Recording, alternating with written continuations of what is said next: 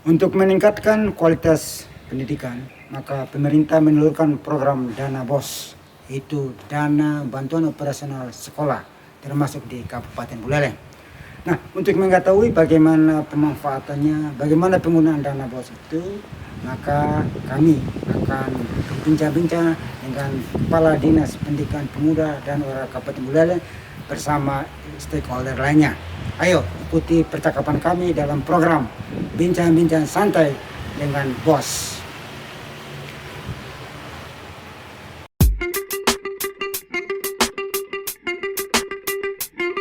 Untuk meningkatkan mutu pendidikan, maka pemerintah mengeluarkan sebuah program, yaitu BOS, Bantuan Operasional Sekolah. Dan saat ini kami sedang bersama dengan Bapak Kepala Dinas Pendidikan Pemuda dan Olahraga Kabupaten Buleleng, Bapak Imade Astike SPD MPD. Om Swastiastu. Om Swastiastu, Bapak. Bapak Kepala Dinas, bisa dijelaskan tentang penggunaan dana BOS di Kabupaten Buleleng? Baik, terima kasih. Mohon izin nih, buka masker. Baik, Pak Frans, pemirsa mana saja berada, saya Kepala Dinas Pendidikan Pemuda Olahraga Kabupaten Buleleng menyampaikan bahwa untuk BOS itu kenapa BOS diluncurkan gitu dulu ya. Jadi tujuannya adalah untuk membantu operasional yang dimaksud sebenarnya non personal. Namun sebagian juga digunakan untuk personal. Sampai itu juga digunakan untuk pemerataan akses pendidikan. Pemerataan akses maksudnya barangkali dari segi rehab ringan, seperti itu ya. Dan terakhir itu untuk peningkatan mutu yang dimaksud mutu layanan pendidikan. Dalam hal ini tujuannya adalah siapa? Yaitu tenaga pendidik dan kependidikan dalam rangka meningkatkan kompetensi dari guru itu sendiri. Itu secara umum yang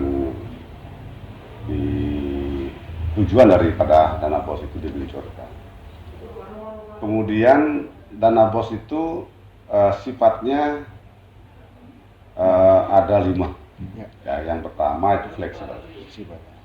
Jadi sifatnya fleksibel, dana BOS dapat dipergunakan untuk bersifat fleksibel, jadi sesuai dengan kebutuhan yang ada di satuan pendidikan. Tentu rinciannya nanti ada.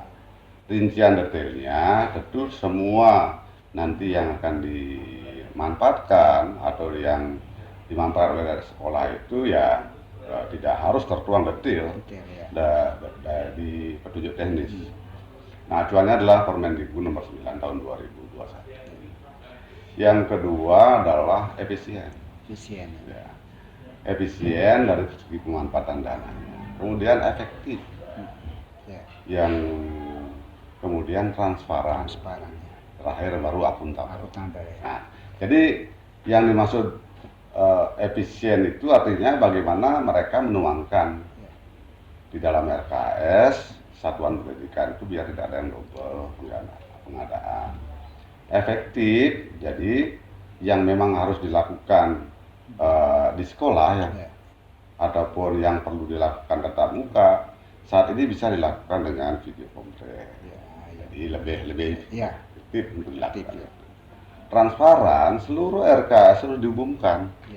Jadi di papan pengumuman sekolah itu rincian belanja dari dana BOS itu diumumkan kepada seluruh stakeholder ataupun masyarakat yang membutuhkan informasi terkait dengan satuan pendidikan itu. Bagian dari pertanggungjawaban kepada publik enggak? Pertanggungjawaban daripada publik itu di sana dia akuntabel. Nah, itulah yang terakhir nanti akuntabel.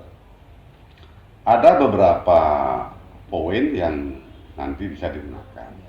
Yang pertama itu adalah pengembangan perpustakaan. Ini sebenarnya kalau dulu kan semua main kertas. Beli buku, buku utama, buku pendamping, buku teks utama, buku teks pendamping, buku pengayaan. Nah sekarang itu sudah disebut. Ya. Sekolah boleh nggak beli? Boleh, apabila ada kekurangan. Kemudian, tapi arah ke depan dan di perpustakaan itu, Mas Pran, Ya. itu adalah digitalisasi. Oh. Nah, jadi tidak berbasis kertas lagi ke depannya ini bertahap, karena anggaran nanti yang dibutuhkan kan cukup besar.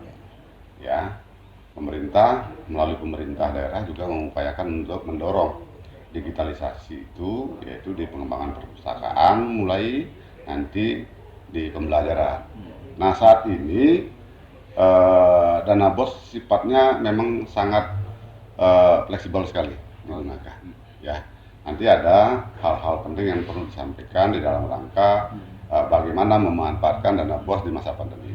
Dia tidak kaku dengan juknis yang tidak kaku dengan juknis.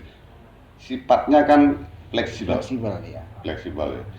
Jadi ada relaksasi istilahnya, Mas Menteri menyampaikan ada relaksasi pemanfaatan dana BOS di masa pandemi.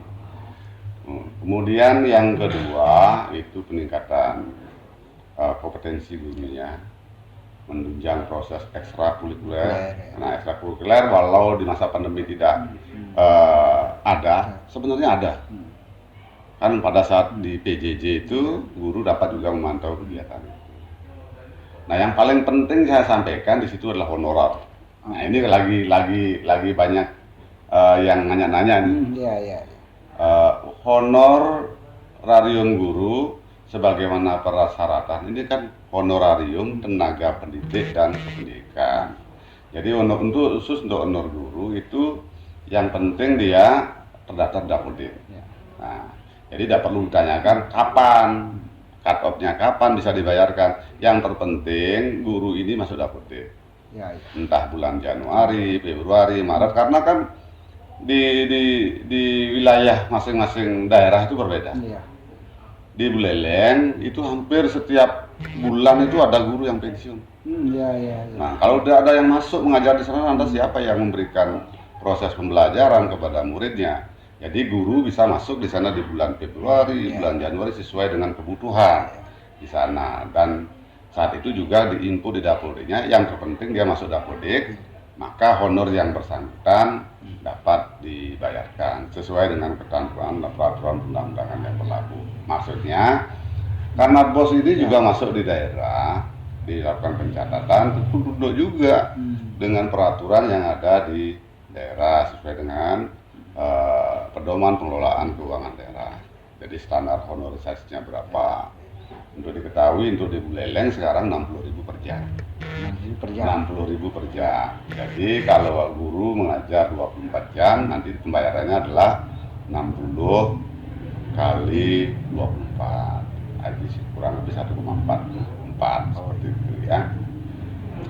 Kemudian untuk dana-dana lain yang dimanfaatkan yang tidak tertuang, ada SE yang mengatur. SE nomor 1 kemarin sudah diatur tahun 2000 sekitar bulan April lalu. Itu dalam rangka pandemi COVID-19. Itu masih dilakukan relaksasi pemanfaatan dana BOS. Nah, saya tertarik dengan relaksasi penggunaan dana BOS di masa pandemi ini. Kita tahu semua bahwa proses belajar mengajar sekarang dilakukan lewat daring, tidak melalui tatap muka di kelas. Sementara ada beberapa fasilitas yang memang dibutuhkan oleh para siswa. Tidak semua siswa mampu membeli laptop atau bisa langganan wifi. Nah, ada enggak fleksibilitas untuk pengadaan fasilitas pendukung proses belajar mengajar jarak jauh ini, seperti penyediaan multimedia atau pengadaan kuota untuk siswa yang tidak mampu? Baik, kita pilah dulu, Mas Pran. Relaksasi ini mendorong sekolah untuk mendukung proses pembelajaran daring. Karena saat prosesnya tidak ada, apa pengertian daripada relaksasi itu? Di masa pandemi yang paling urgensi dilakukan adalah sekolah atau kepala sekolah itu menyiapkan daftar periksa, Mas Pran. Ya, jadi persiapan untuk melaksanakan PTM. Yang pertama,